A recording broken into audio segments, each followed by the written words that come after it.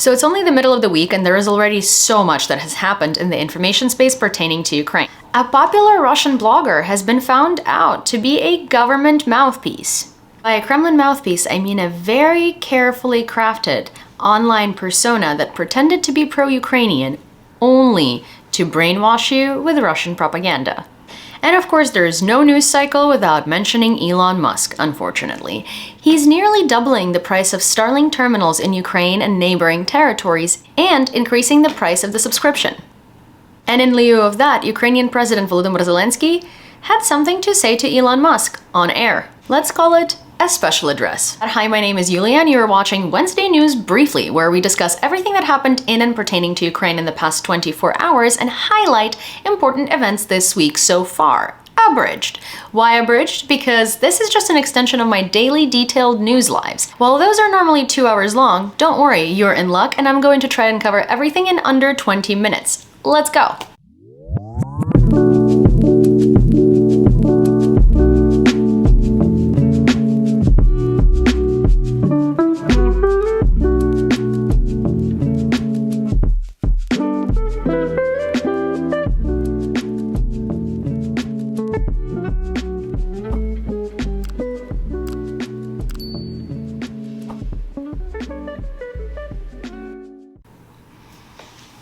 It's only been a couple of days since I last saw you, but here are the key events that happened this week so far.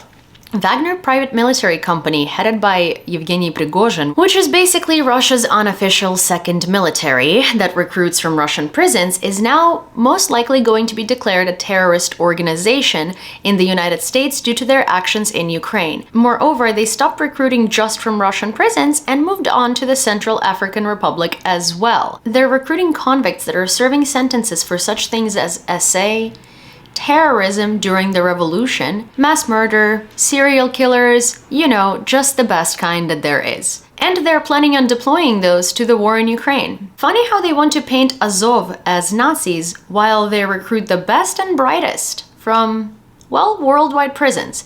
Speaking of Azov, our favorite serviceman from the regiment, Tork, with whom I have 3 out of 4 interviews published on my channel already, so if you haven't watched them, I highly recommend you do, decided this week that he's going back to combat on December 20th, despite the fact that his injuries are not fully healed. But if you watch the interviews, then you know that Tork is a warrior from a capital W and nothing is going to stop him.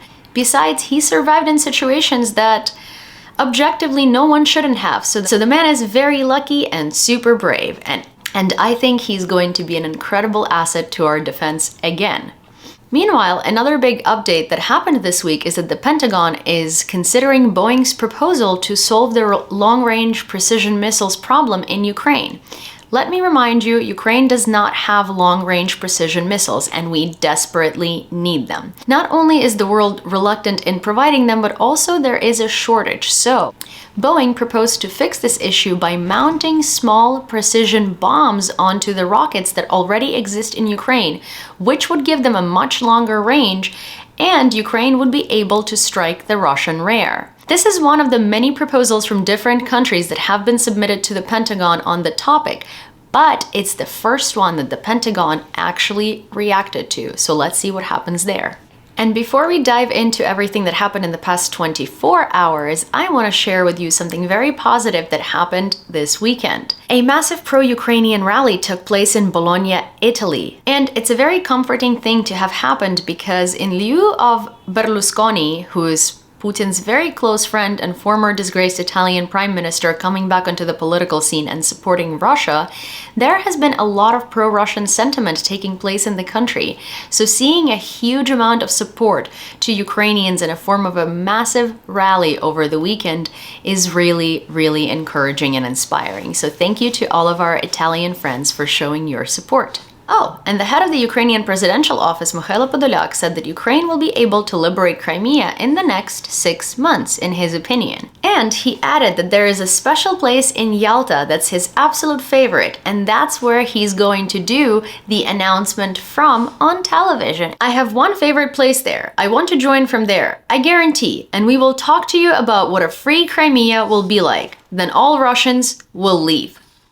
Oh, Russia is burning. 3 massive fires were recorded in different cities in Russia just today. The first one happened in Bryansk, which is a pre-Ukraine border city in Russia, and it was at an oil depot. The next one happened in Perm, central Russia, and it was at CHP9 plant. And the last but not least one was in Volgograd at the plastic products warehouse. Volgograd is another city quite close to the border with Ukraine. But what's interesting about that is that it's a warehouse, and do we really think that it's a warehouse of plastic products? But do we really think that it hasn't been repurposed for an ammo depot?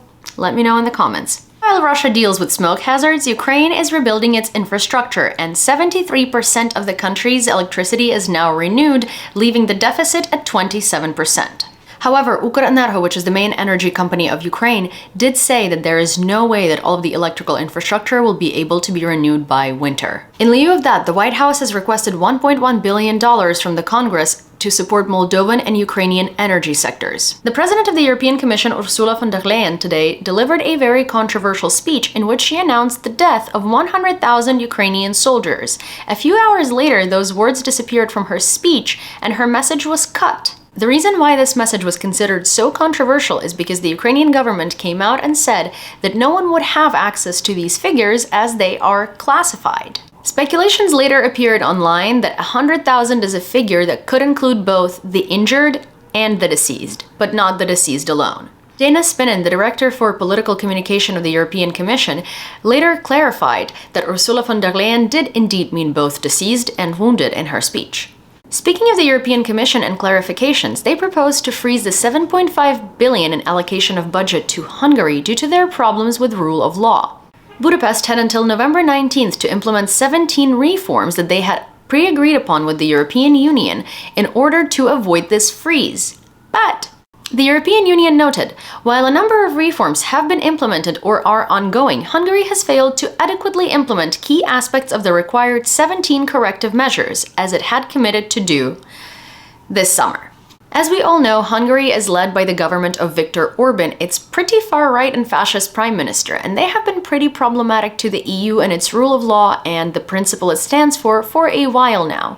And these are corrective measures and measures of, someone would say, punishment that the EU is trying to implement in order to make sure that Hungary stays on track with the rest of the EU. And this is not the only trouble that Hungary is in. The European Parliament suspects Hungarian European Commissioner in deliberately slowing down Ukraine's path to the EU, and wants the European Commission to investigate his alleged bias against the European candidate countries.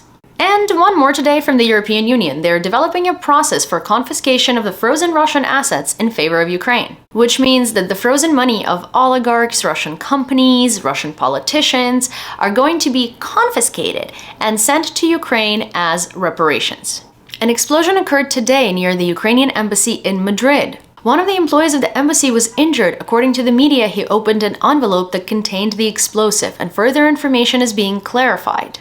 With this information coming out, Ukrainian Foreign Minister Dmytro Kuleba instructed to strengthen all of the security measures for all of Ukrainian diplomatic missions abroad. He said, and I quote, "This is an attack on a diplomatic institution that is protected by international law. Now the Spanish police are investigating the incident, and we're going to have to wait for further information on the subject." Speaking of Ukrainian political addresses to foreigners, Volodymyr Zelensky had an address of his own today, and it was aimed at Elon Musk. Elon Musk has increased the price of his Starlink terminals almost twice, and it seems like it's only happening in Ukraine and in countries close to Ukraine. A Starlink terminal in the beginning of the year used to cost $385, and now the price is increasing to a whopping $700.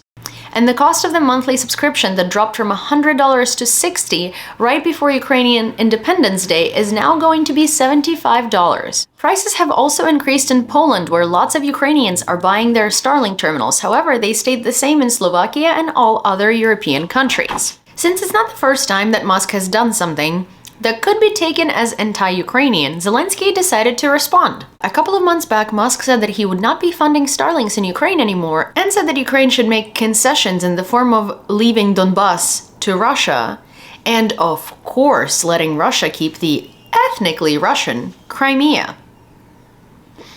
Which is just incredibly incorrect historically, but I digress. So here's what Zelensky had to say. He invited Musk to Ukraine with these words. If you want to understand what Russia has done here, come to Ukraine and you will see it with your own eyes. After that, you will tell us how to end this war, who started it, and when we can end it.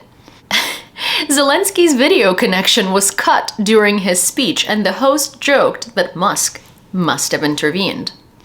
I mean, not to be a conspiracy theorist here or anything, but ever since Musk has taken over Twitter, he's been doing some shady stuff, and I would not be surprised.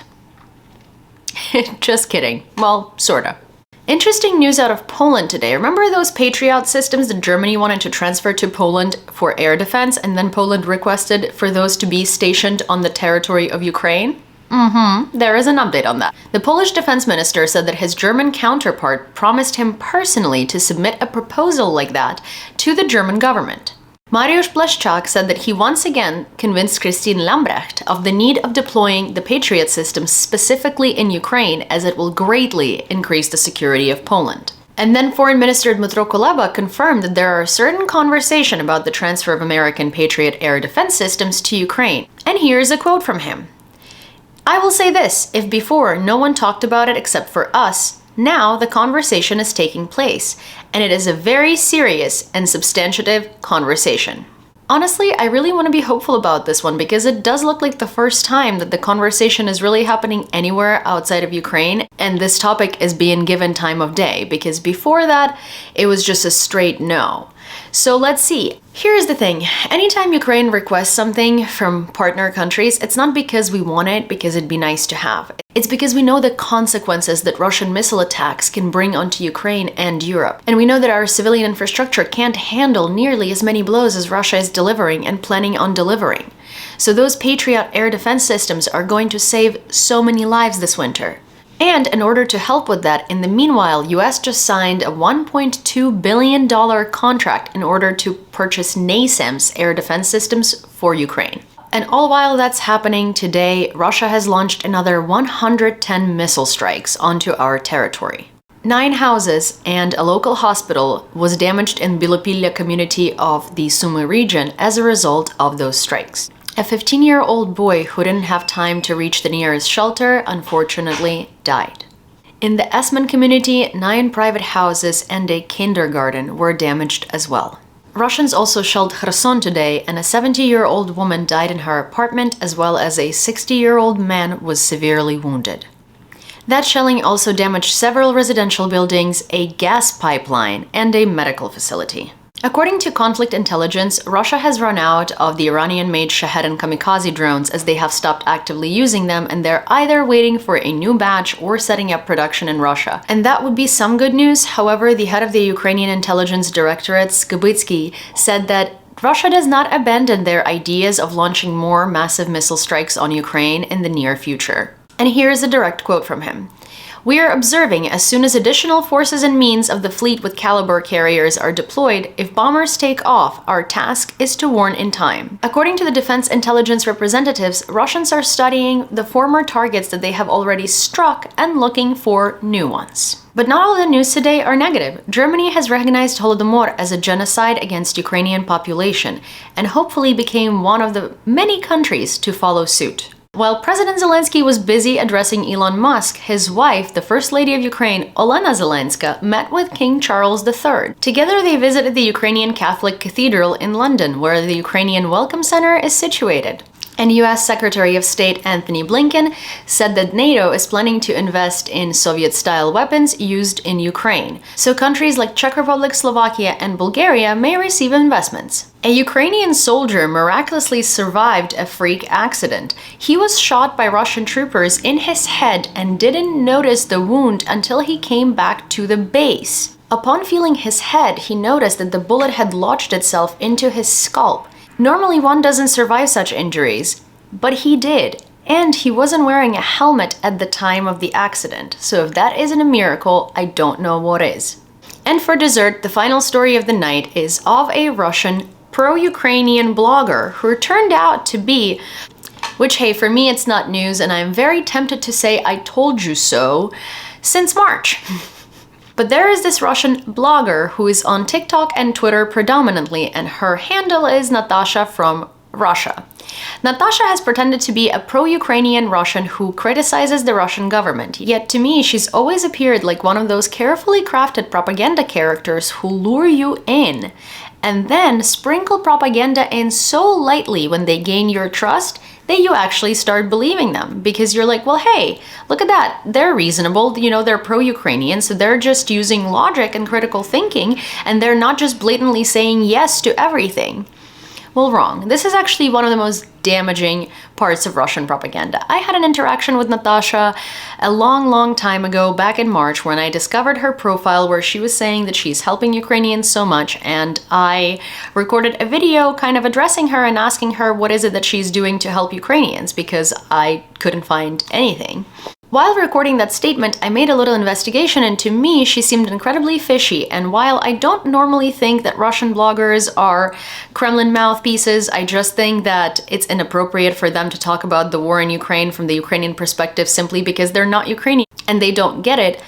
I really was concerned about this one. I thought she was so damaging and so dangerous. It turns out that a lot of people on Twitter have launched an investigation and found out that she's tied to several Russian governmental institutions, and she has been doing work for them since about 2015. What a shocker, I'll tell you. So Natasha went to deliver heaters to people in Mariupol who are struggling so much, and she has also fundraised $5,000 to do so. I'm not sure how she's gonna take it out of her boyfriend's American account because, hey, PayPal doesn't work with Russian cards anymore. But I digress. So she embarked on a train to Mariupol, said that she was gonna show the reality of how things are exactly, then proceeded to show a lot of propaganda about how great life is in Mariupol, and she has given out some heaters to the local population. Now, the charity with which she has gone, and there is loads of proof online, including the charity's head posting a photo with her, is a charity that has been sponsoring the build of gyms for youth for military training in DPR and LPR for the past 5 years, and is a charity linked to the Russian government. And to be honest, a regular Russian can't just go to Mariupol. You have to have connections to do so, because it is not an easy journey, and also the Russian population is not exactly invited to go see all of the ruins of the city that Russian government is vastly denying. So the fact that she was able to go to Mariupol was a red flag already. I would love to tell you a little more about Natasha, but there is so much there that I will probably have to make a whole separate video on it. And if you'd like to, please let me know in the comments and I will do a deeper dive on it. But in the meanwhile, if you'd like to find out more, you can look up Natasha from Russia on Twitter and you will find a plethora of information. And if you follow her, please do your research to make sure you know exactly who you're following. And if you don't follow her, I wouldn't suggest you do, unless you're keen on being brainwashed. So yeah, I've said my piece, and with that, that's all I have for you for today. I'll see you on Sunday, and in the meanwhile, please don't forget to check your sources and don't fall for propaganda. Promise? All right, see you soon.